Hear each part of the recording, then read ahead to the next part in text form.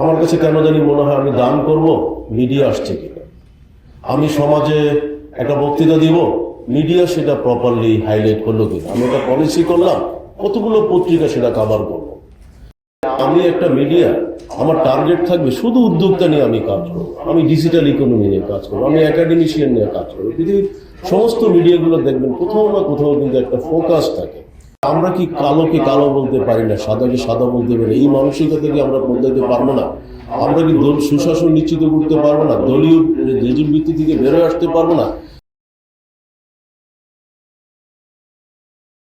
বিসমিল্লাহির রহমানির রহিম। এবং প্রথমে আমি ধন্যবাদ জানাই আমার মনে হয় ডক্টর পারভেজ এবং ডক্টর শহীদুল ইসলাম জাহেদ, আমার মনে হয় দুজনের, এবং আমরা জিল্লুর রহমানও যতটুকু ব্রিফিং দিল সেগুলোকে রিপিট না করে আমি যদি একটু যেই জায়গাগুলো আমার কাছে মনে হয় যে একটু লুক আফটার করা উচিত।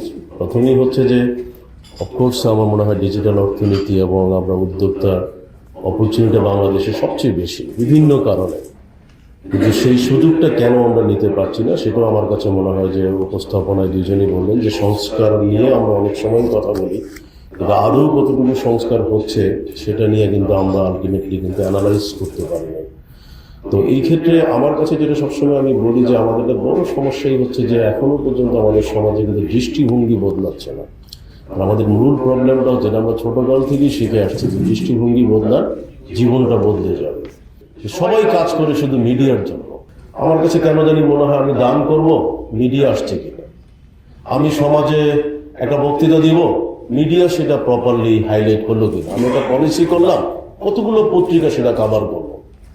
মানে এই যে একটা পুরো রাষ্ট্র ব্যবস্থার ভিতরে আমার কেন জানি মনে হয় আমরা কিছু অসুস্থ জাতি হয়ে যাচ্ছে। আমি এটা আবারও বিনয়ের সাথে বলি, এটা আমি মিডিয়াকে ছোট করতে চাই না, আমাদের মানসিকতাটাকে আমি ছোট করতে চাই। যখন মানসিকভাবে কেন জানি মনে হয় যে কোথায় যাচ্ছে। আবার মিডিয়াগুলো দেখেন, এত মিডিয়া আসছে, কোনো মিডিয়ার কোনো ফোকাস নাই, টার্গেট নাই, গোল নাই যে হ্যাঁ আমি একটা মিডিয়া, আমার টার্গেট থাকবে শুধু উদ্যোক্তা নিয়ে আমি কাজ করবো, আমি ডিজিটাল ইকোনমি নিয়ে কাজ করবো, আমি একাডেমিশিয়ান নিয়ে কাজ করবো। পৃথিবীর সমস্ত মিডিয়াগুলো দেখবেন কোথাও না কোথাও কিন্তু একটা ফোকাস থাকে। তো এই জায়গাতে আমার কাছে মনে হয় যে আমাদের এই টোটাল যদি পলিসিতে সংস্কারে যায়, প্রথমেই আমাদের হাইলাইট করতে হবে যে আমাদের এই অসুস্থতা থেকে বেরোয় আসতে হবে। আমার মনে একটু আগে ডক্টর পারভেজ সম্ভবত বলেছেন যে সোশ্যাল মিডিয়াতে সারা পৃথিবীতে, আমরা আজকে না, আমার যদি মনে পড়ে 2013 সালে আমি যখন ফেসবুক ভিজিট করেছিলাম, তখন ফেসবুক বলেছিল যে ওয়ার্ল্ড ওয়াইড সোশ্যাল মিডিয়াতে সবচেয়ে বেশি পেনিট্রেশন হচ্ছে বাংলাদেশে, এবং আনুপাতিক হারে বাংলাদেশ, তার মানে 2013 রেকর্ড আমি বলছি, আর আজকে হচ্ছে আমার মনে হয় 2026। আজকে তো আমার মনে হয় ফেসবুক নিজেই বলে যে এটা রেকর্ড ব্রেক, তারা হয়তো গিনেস ওয়ার্ল্ড বুকে এটা হয়তো দিতে পারে যে বাংলাদেশের যে ট্রেন্ড। তো এই জায়গাতে আমার কাছে মনে হয় যে আজকের আলোচনা যদি আমরা এই জায়গাগুলোতে একটু হাইলাইট করি, যেটা আমরা সবসময় ব্যবসায়ীরা বলি যে আমরা কি কালোকে কালো বলতে পারি না, সাদাকে সাদা বলতে পারি না, এই মানসিকতা থেকে আমরা বদলাতে পারবো না। আমরা কি সুশাসন নিশ্চিত করতে পারবো না, দলীয় রেজুর ভিত্তি থেকে বেরোয় আসতে পারবো না।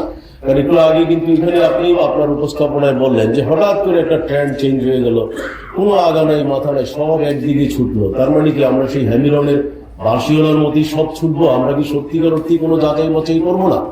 তো এইগুলো থেকে বেরোয় আসার জন্য আমার কাছে সবসময় আমরা বলছি গুড গভর্নেন্সের কোনো বিকল্প নাই। কারণ আমরা সমাজে কি রাইট পিপল, কাকে কোথায় বসালে হবে, এটা আমরা কেউ যাচাই করি না। আমরা হঠাৎ করে কি হচ্ছে, যারা একটু আগেই বললেন, আমরা ডক্টর পারভেজ সম্ভবত কথাটা বলছেন যে স্কিল মিসম্যাচ। কেন স্কিল মিসম্যাচ হবে না? আমাদের প্রাইভেট বিশ্ববিদ্যালয়ে আপনি দেখবেন যে নতুন উদ্যোক্তা তৈরি করতে হবে, কারণ এই ফ্যাক্টরগুলো তো আপনি বিশ্ববিদ্যালয়তে, আমার ডিজিটাল অর্থনীতি, আমার উদ্যোক্তা, আমার ইনোভেটিভ ল্যাব, আমার কিন্তু প্র্যাকটিক্যাল স্কিল যেটা আমার, সেই মার্কেট কি চাচ্ছে, কোন জায়গায় রিসার্চ করতে হবে, নামমাত্র সবাইরই উদ্যোগ একটাই, আমার মিডিয়া কাভারেজ কি হয়। আমার কেন জানি মনে হয় মিডিয়ার জন্য আমাদের এখন কাজ করতে হবে। হ্যাঁ, অফকোর্স মিডিয়া প্রয়োজন, বাংলাদেশে মিডিয়া ছাড়া হবে না, এটা আমি ব্যর্থহীন বলবো। অসুস্থ মানসিকতা থেকে যদি বেরোয় না আসি, মিডিয়াগুলো যদি সচেষ্ট না হয়, আমার কেন জানি মনে হয় জিল্লুর সাহেবকে বলবো, যেহেতু আপনি অনেকদিন থেকে কাজ করছেন, আমার কেন জানি এই ইস্যুটা নিয়ে আপনি একটু কাজ করেন, তাহলেই বাংলাদেশে পরিবর্তন হবে। ধন্যবাদ।